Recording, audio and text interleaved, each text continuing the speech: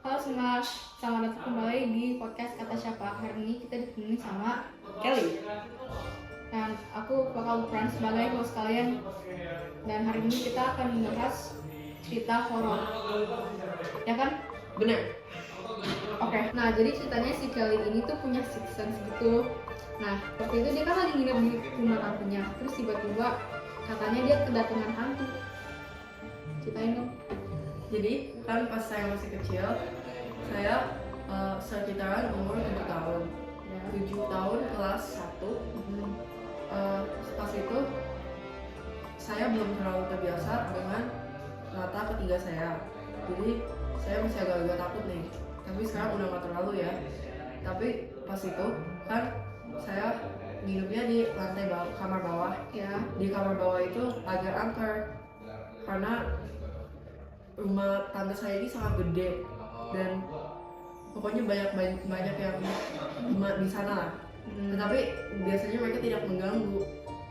Nah kali ini ada seorang wanita. Biasanya dia tidak mengganggu saya, tapi sejak saya pada hari itu dari pagi sekitar jam 9 pagi sampai malam, sampai pagi berikutnya saya masih diganggu. Nah, jadi pagi itu saya nyampe, saya ke toilet untuk cuci tangan sebelum makan siang. Saya lihat di cerminnya dan di belakang saya ada di itunya. Terus habis itu kan awalnya saya pikir fine aja, karena ya emang biasa lah, suka ganggu usul dikit gak apa-apa. Terus sebenarnya selama 2 jam saya tidak diganggu sama sekali. Ya, kecuali saat itu saya dan sepupu saya sedang main petak umpet agak sorean dikit sekitar jam 2 lah. Sekarang jam berapa? Pas kamu ketemu hantunya? Sekarang Pas kamu ketemu hantunya pertama? ya 9 ke 10 pagi. Terus sekitar jam 2 di rumah tante saya kebetulan ada taman gede banget dan saya sering main petak umpet di sana. Itu sangat biasa saya main di sana. Dan saat itu saya sedang mengumpat di sebuah semak-semak. Ya. Dan saya di samping saya, dia mengumpat bersama saya. Awalnya saya nggak kaget, kan emang kalau dia mau di situ terserah dia. Tapi pas saya berdiri, saya nggak bisa siapa-siapa. Awalnya kan seharusnya sepupu saya mencari saya. Tapi kamu bisa ceritain nggak bentukan hantunya kayak gimana? Ya cewek, bajunya kotor, tetapi berwarna putih, kayak gaun, kayaknya seperti kuntilanak. Terus Dan dia bisa mantok ke tembok.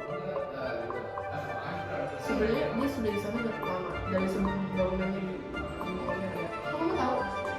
Kelihatan karena dia udah biasa dengan tempat itu. Dan setelah itu saya jongkok lagi karena saya mulai takut. Dan saat saya berdiri lagi, sepupu saya udah ada di sana sedang mencari saya. Katanya saya tidak ditemui selama 30 menit. Padahal saya tempatnya di semak-semak yang sangat kelihatan. Dan menurut saya itu nggak sampai 10 menit saya ngumpet di sana. Jadi ada yang aneh gitu. Iya sih. Terus abis itu setelah itu tidak banyak yang terjadi. Saya makan malam normal. Dan sekitar jam 6 sore saya siap-siap mandi. Saat saya mandi kan saya bersama ibu saya dan ibu saya sedang mengambil handuk untuk saya. Saat saya lihat ke sini tidak ada apa-apa. Saya lihat balik, dia berdiri di sana menemani saya di toilet yang terkunci. Nah, gimana tuh? Terus Saya tidak tahu takut ya saat itu karena emang sudah biasa ya. Tapi sejak saat itu ibu saya balik dan dia merasa tidak enak juga. Jadi dia bawa saya balik dan saya tidak tidur. Setelah itu saya tidak diganggu lagi. Saya tidak tidur sampai jam 12 malam. Dan saat saya sudah bersiap-siap tidur karena itu jam 12 malam dan saya bersama sepupu saya yang berjumlah 12 orang sedang terus duduk, seharusnya tidak serang kan, Ya. kita sedang ngobrol kan, dan beberapa dari kami kebetulan juga punya mata ketiga yang juga kami semua diganggu. Banyak apa peneliti? Kayak ada sekitar, termasuk saya, ada 4 orang dan Keturunan dong. keturunan. Dan saat itu lampunya kebetulan mati Ya. karena ada automatic timer untuk lampunya mati saat jam tersebut. Dan saat lampunya mati, sepupu saya teriak. Dia teriak ketakutan karena katanya saya juga masih di RT saat itu, tapi katanya dia saat dia cerita karena dia sudah mulai nangis-nangis. Dan sepupu saya saat itu masih sekitar umur 14 tahun, seumur saya sekarang. Dan sepupu saya itu teriak nangis-nangis karena ada, katanya dia muncul sekilas di depan mukanya mengganggu kita sampai seharian. Dan setelah itu kami keputusan kami adalah untuk tidur. Dan saat kami tidur, kami semua tidur satu kamar. Dan saat saya tidur, saya kebangun sekitar jam 3 atau 4 pagi. Ya. Dan saya ingin ke toilet. Kebetulan toiletnya sebelah kamarnya, jadi sangat praktis. Saya tidak pikir apa-apa saat itu. Saya langsung ke toilet dan saya diikuti. Saya tidak nyadar, tapi saya ada perasaan gak enak dan saya diikuti dari kamar ke toilet. Dan saat di toilet, saya gak bisa keluar. Setelah saya melakukan bisnis saya tidak bisa keluar. Dan saya kayak nyangkut di sana dan lampunya mati kebetulan. Ternyata hantu ini agak usil dengan saya dan mengganggu saya di toilet itu. Terus kamu keluarnya gimana dong? Akhirnya aku nangis, aku teriak, baru dikeluarin sama sepupu-sepupu aku yang kebangun. Tapi mereka bisa buka. Bisa, Tapi kamu enggak. kekunci dari luar. Oh.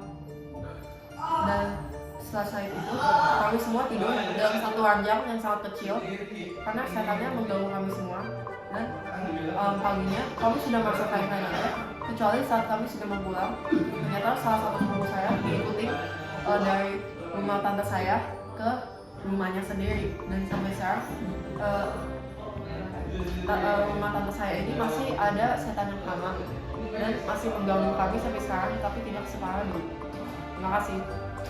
Sekian dari kami, terima kasih.